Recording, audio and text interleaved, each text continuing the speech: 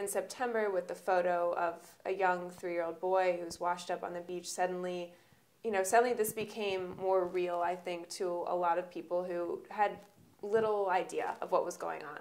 And how has that more focused international attention changed your work?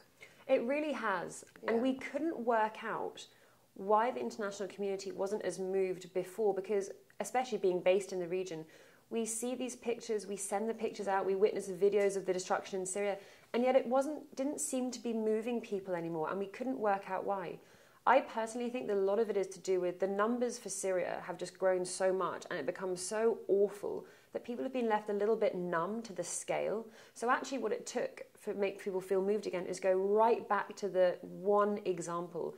We're not showing people pictures of destroyed towns anymore, but one little boy, and they say that little boy suddenly brought it home to people what these numbers actually meant. In the region, we continue to advocate for people inside Syria, so their right to access assistance, so that humanitarian access, the right to protection, making sure that all parties to the conflict are respecting their obligations under international humanitarian and human rights law. That we advocate for, and of course the rights of refugees in the region. But internationally, what we're trying to do is really take advantage of the fact that people care about Syria again, saying put pressure on your government to ask your government to be one of the key players in bringing peace for Syria.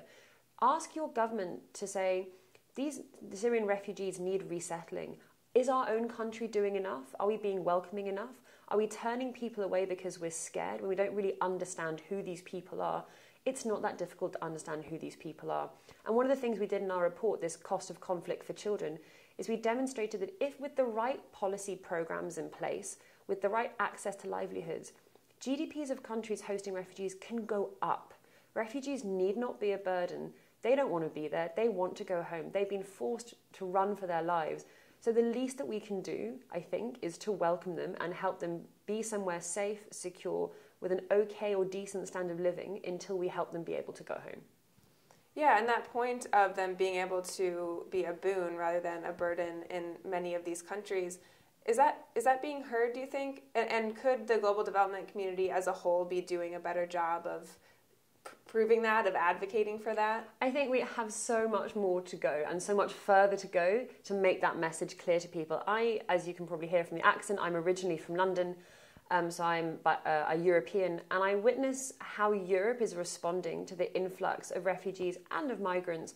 I'm so disappointed by the fact that people seem scared and don't want to welcome people. I mean, 96 to 97% of refugees are still in the region. When you speak to the Lebanese government and you talk about the EU refugee crisis, they say, what crisis? Talk to me when you have 1 in 4 people in your country as a refugee. Europe's ability to absorb refugees, as I say, with the right policy programming in place, it can be done. The same in other countries in the West.